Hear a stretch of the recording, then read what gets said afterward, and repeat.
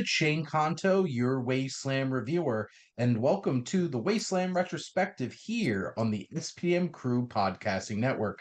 And this is my weekly show where my guest and I each pick a film related in some shape or form, and hopefully by the end of this episode, you have two films to go check out. And joining me, like every month, is my buddy Jeff. Jeff, thank you so much for coming on. Yeah, happy to be here. And we're going to be doing a double dose of some indie films here starring Elizabeth Olsen. So we have 2012's Liberal Arts and 2013's Very Good Girls. So let's start with Liberal Arts here. When 30-something Jesse returns to his alma mater for a professor's retirement party, he falls for Zibby, a college student, and is faced with a powerful attraction that springs up between them. And this film is written, directed, and starring Josh Radnor. So, Ted Mosby from How I Met Your Mother. And you have Elizabeth Olsen. We have Zac Efron popping up here, Richard Jenkins, Allison Janney, John Magaro. But Jeff, what were your general thoughts on liberal arts? So this is like my second or third time watching it for this podcast. And I kind of forgot how it like what happened in this movie each time. I have Mhm. there's only a few movies that do that for me. Like this is one of them where I just kind of like I won't see it in a year and I'll just be like, what happened at the end of that movie? I completely forget. And then I watch it, I'm like, oh yeah, it's also kind of forgettable. Um but no, I like this movie. It's a little interesting of a choice for me to pick. I think I picked this movie and you picked Very Good Girls. Yeah. So I don't know. I don't really remember why I picked it, but I just think it was one of those I haven't seen it in a while. I wanted to remember what it was or what happened, and that was it. But I like it. It's just not one of my favorite movies on a third you're on a second or third time rewatching it. It's got some interesting ideas, but we can kind of dive into that after your thoughts. Yeah. This is my first time watching this. And it definitely has that like academia kind of indie film kind Mhm. of perspective.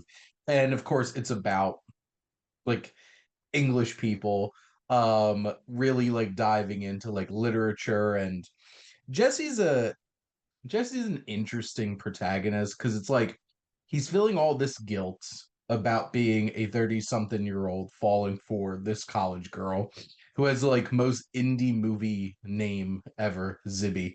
Um Mhm. as with played by Elizabeth Olsen.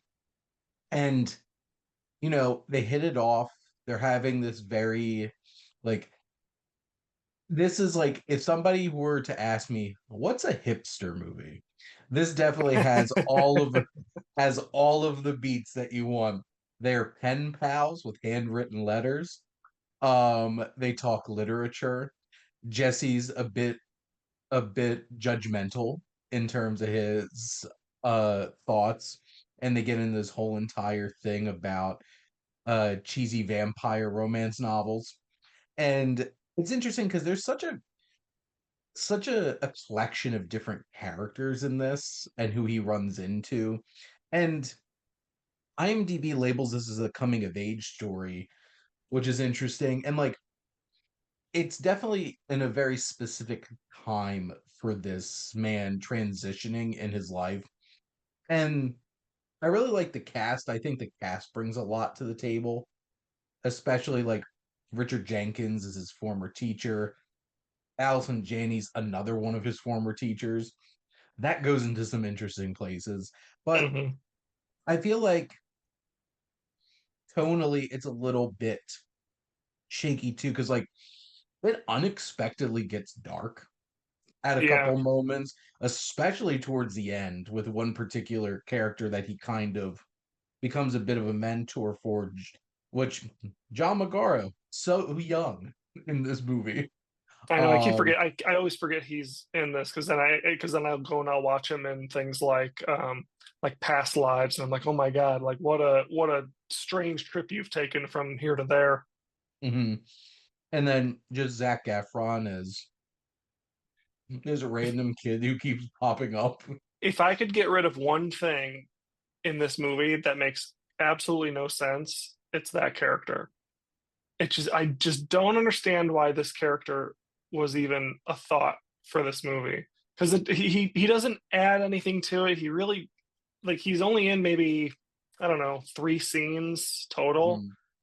like, and he doesn't add anything to Josh Radnor's character's like arc. Like, he doesn't really give him a lot of like great advice. Like, he tries to give him like hippy dippy advice, Yeah. but it doesn't really like do anything. It doesn't change Jesse in any way. So I'm just like, I don't really know why that character's even here. I get why he's there, like in his first appearance, because they go to that Mhm. party together. That's where he sees Zibby again and everything. But like after that, I don't even know why he's even in the movie. It kind of feels like that character's representing some kind of mechanism to loosen Jesse up, I guess. But like, do you need to add a whole entire side character and to Hmm. return to multiple times to be able to do that for him? Because I feel like that's basically the extent of what that character functions as here. Yeah. And I feel like along the way, like I think his main like climactic interaction with Alice and Janney does more to like kind of open his eyes Yeah. to his kind of like how he's being than those interactions with Zac Efron. Like Zac Hmm. Efron's silly and fun. You could definitely tell he's having a good time in this, but like that's one thing. It's like there's a bit of scattered threads throughout here and because at the heart of it this is a romance and there it's very interesting like how quickly Jesse gets involved with other women along the way here. I feel like that Hmm. Allison Janney through line is an important thing for him to go on, and you have like Elizabeth Razor's character who like swoops right in. She is very charming. I do enjoy her personality and her presence in this. But I feel like the main impact of this story is the evolution of his dynamic with Zibby throughout the film. And I thought Elizabeth Olsen was fantastic in this, especially because Yeah. like how old was she? You're like 23 years old making this movie. I keep forgetting how young she is. Mhm. To me, she seems so much older than that. And I think that really works for her character too, because she has this mature presence in this movie. And I really liked Zibby as a character. Hmm. And like I got really frustrated with Jesse because like he was doing that like performative like oh but like I would feel so guilty with doing something with you that you a consenting adult want to do and it's just like Yeah. dude like come on now and Hmm. obviously there's an age difference and he's feeling very insecure about that and feeling guilty about it and it's like at the end of the day there's no power dynamic. This isn't like this is his school where he's a professor here and she's like in one of his classes. It's a matter of him trying to process his own insecurities about the situation. And I do think that the film has some interesting ideas. Um, you see different points in a journey here because you also see like at the end of the road with Richard Jenkins' character who just doesn't know when to quit um in terms of like the whole entire crux of the story is like Jesse's there for a retirement party and then he's just like but what if I don't want to retire and I do really enjoy Richard Jenkins presence in the film Hmm. too but I did not know that Josh Radnor directed anything to be honest so that was an interesting Yeah. surprise here for sure. I've seen both of his movies that he's directed. I always forget that this one came after Happy Thank You More Please.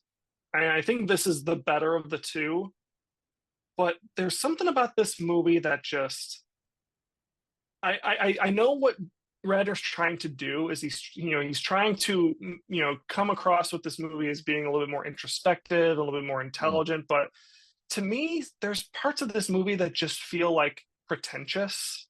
Yes. Like it equates to like all like I went to film school, and it just equates to all of the pretentiousness that I used to experience with other people like that I went to film school with, and seeing how like pretentious they were trying to make their films, and how deep the concepts were. But I'm like, it doesn't have to be like, he's trying to make it deeper than it really needs to be. And I just there's parts of this film that just kind of go like, okay, you didn't need to go that far with it. I think one of the moments where I started to really roll my eyes a little bit in terms of just how uh pretentious and how, self-absorbent this film was getting a bit was the whole pen pal montage sequence. Because I'm like, the way they're talking and like complimenting each other on the fact that they're writing like handwritten notes to each other, I'm just like, Mm-hmm. come on now. I think the saving grace for me was that Jesse does go through some evolution here and realize like, dude, like, chill, Yeah. basically, and just appreciate life. And I think Anna, Razor's character, when she kind of comes into the situation, kind of represents that for him. Like, obviously, I think his actions and where he is in his life made it so like him and Zibby weren't going to work out in a meaningful Yeah. way. And he gets himself a second chance, which also like good for you, Jesse, just having another attractive, charming woman waiting in the wings, uh, for to swoop right in there. But Mm-hmm. like in general, I was entertained by this. I thought it had some interesting ideas. It does lean a little too heavily into some of that. There's a little bit of self-importance, I feel like, in some of the elements to the film, but overall, I think Radner did a really fine job of making a nice, engaging, Yeah. indie college setting romance. So overall, I enjoyed it quite a bit. Yeah, and I enjoy it too. I'm sure I'm gonna watch it again because I'm gonna forget what happened. But I do enjoy watching this movie because it kind of takes me back mentally to that time, that because that was like 2012 it came out. It was around the same time that I was in film school, and when I was getting out of film school when I saw it for the first time. And it just kind of takes me back to that time where I'm like, oh, you could make these cute little indie movies that with that have maybe some pretentious ideas, and it just kind of, I don't know, just nostalgia, I guess, kind of keeps coming back to it keeps me coming back to this movie. I feel like the Noah Baumbachs of the world opened the door for a lot of these types of films to Yeah. really come about and stuff like that. And it's interesting because both of these films we're going to talk about are on AMC Plus. Um, I'm guessing under that like IFC kind of Hmm. like banner in terms of the indie films. But let's transition into Very Good Girls, which I'll drop at the beginning. I definitely did not enjoy this one as much as I enjoyed I did Liberal not Arts, either. though. But we have two New York City girls make a pact to lose their virginity during their first summer out of high school. When they both fall for the same street artist, the friends find their connection tested for the first time. And this film is written and directed by Naomi Boner and starring Dakota Fanning and Elizabeth Olsen as the two friends. And then one of the weirdest things for me was seeing Boyd Holbrook Hmm. this young really messed with me. And I'm just like, dude has the vibe that he came out of the womb at like 35 at least. And then you have the likes of like Ellen Barkin and Clark Gregg and Demi Moore, Richard Dreyfuss, even Hmm. a young Kiernan Shipka, which I didn't expect. That's probably one of the most fun things watching indie films from like this era, is just like how many familiar faces you're gonna see popping up in them. Yeah. But Jeff, what are your general thoughts on Very Good Girls? I just didn't like it. I mean, I always go into these movies, I want to like them, but I was just like, it's not a it's not a poorly made film. It's just it didn't connect with me in any way. I just I don't find Dakota Fanning very likable. I Mm-mm. find Elizabeth Olsen likable enough. But I also don't find Boyd Holbrook likable. I mean, Ellen Barkin playing her mom, like she's not really supposed to be likable, but I just didn't like her at It all. was insufferable. Um, On. there's really, there's the only people that I actually kind of enjoyed in this film were like Elizabeth Olsen and her parents Yeah. because they were the more like fun and light and presence in the film. Whereas like, and then when you go back to like Dakota Fanning's character's parents, like like the whole family is just dour and sad and just it's just what a bummer. Well, And and even going to like the Peter Sarsgaard character, he just gave off a super creepy vibe. Like he's probably that's not. literally He his probably character. and he probably wasn't actually like creepy, but he was just Mhm. giving off a creepy vibe. I don't know. I think that was his whole entire point in the movie. Peter Hmm. Sarsgaard, be creepy. That's about it. And that's what Yeah, I struggled with this movie is that nobody had any like very few characters in this movie had any real depth.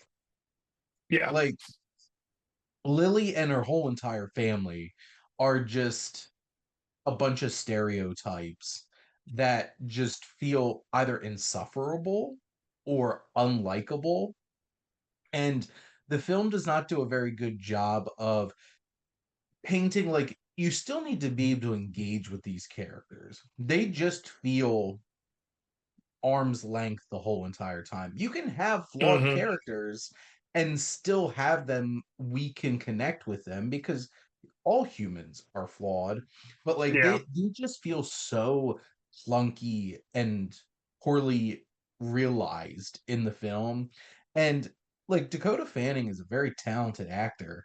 It's just she at the end of the day really didn't have much to work with.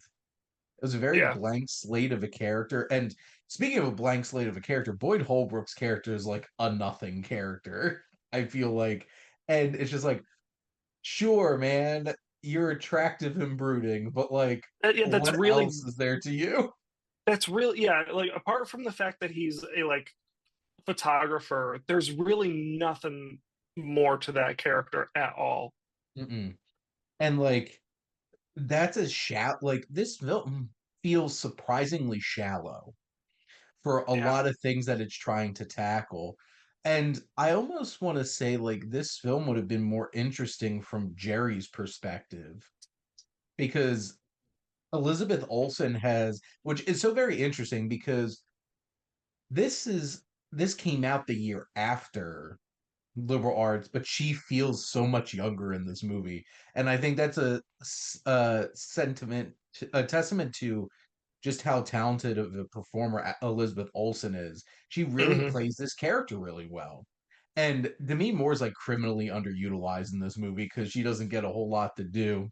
honestly, I'm not even sure why Demi Moore and Richard Dreyfuss were even in this movie. They could have gotten two completely different people to play these roles, but I guess they were hurting for roles or something back then. Maybe it was a slow I'm year for them. I don't know, but I'm like, why on earth are these two people in these roles? They're barely in it. Well, that's the thing. I would assume that that's probably the case because, like, Demi Moore, luckily now has this resurgence because of the substance. But like, Yeah, not gonna lie, between Charlie's Angels and the substance, I don't think there's a ton that Demi Moore was doing that was very high profile, and that's almost no, like 20 years, unfortunately. And at this point, I think Richard Dreyfuss was really on the decline in terms of his like him working with people because he's yeah, also apparently not exactly the easiest to work with either. And like I can see him in this because at least he gets a little bit more of a spotlight. And yeah. It's a little bit more emotional for his journey, I guess. mhm, but like Demi Moore is just like there. Yeah. And they could have easily just been two character actors that, you Hmm. know, those kinds of actors that are like, oh, I know them from all kinds of things. And, you know, they're fun for the little bit that you dash them in there. But like their whole family had an interesting vibe to it. and engaging. Like we only spent a very little bit amount of time, but I'm so much more interested in their dynamics, their family. And I just I don't know. I didn't fully like I didn't fully connect with the friendship either. It's just like I could see why like Dakota Fanning's character would want to be friend like I could see why Lily would want to be friends with Jerry. I don't really see why Jerry wants to be friends with Lily. And it could just Yeah. be like this is a friendship of like we've just been friends for so long. And they could have, done something with that, except they just kind of like cleanly patch this all up because they have a fun, cute moment at the end. Hmm. And it's just like, okay, that wrapped up nice and clean. Because, like, to be honest, like, they both lied to each other and kept things from each other in a pretty serious way in this movie. And it's just like, you It could was have mostly done more with it's this. mostly just the Dakota Fanning character. I mean, the Elizabeth Olsen character was pretty upfront about a lot, except for at the Sure. very end. Yeah. So, So I like, mean, they like had that. it's really just like the Lily character that like was kind of like the worst character in the movie, I guess, because she's Well, and lying to her that's friend hard the because whole she's time our about dating this guy. protagonist. Yeah. We're supposed to like her. And it's just like, I don't. I really don't. And I guess reframing it, Lily keeps everything from Jerry. Hmm. And then in the climax of the movie, Jerry lies once. But And really that's about like, something that's like in comparison not a big deal. well, and it shouldn't have been a big deal Hmm. in the context for Jerry because Lily didn't tell her that she was dating Boyd Holbrook this whole entire time. It's just like she's the one keeping that from because like if your friend lied to you about sleeping with somebody that you had no connection with, at the end of the day, how big of a deal is that? But the thing is, Hmm. Lily does have a connection with this character, but she kept that from her best friend. So at the end of the Yeah. day, who's in the wrong here? And it's Lily. This honestly, by the end, this movie was just really frustrating. It's a frustrating experience seeing how this all comes together and like it feels pretty hollow with a lot of the things that it's trying to say and navigate through. Hmm. So yeah, at the end, I was simply not a fan of this movie. Yeah, I would agree with. I'm not sad that I watched it because I loved it. I just like watching new things, but Mhm. I'm not going to be coming back to this movie. Now, I cannot conceive a reason why I would come back to this particular movie at some point, but like I did appreciate getting to see a young Elizabeth Olsen again, along with liberal arts, and seeing like, damn, she really has it.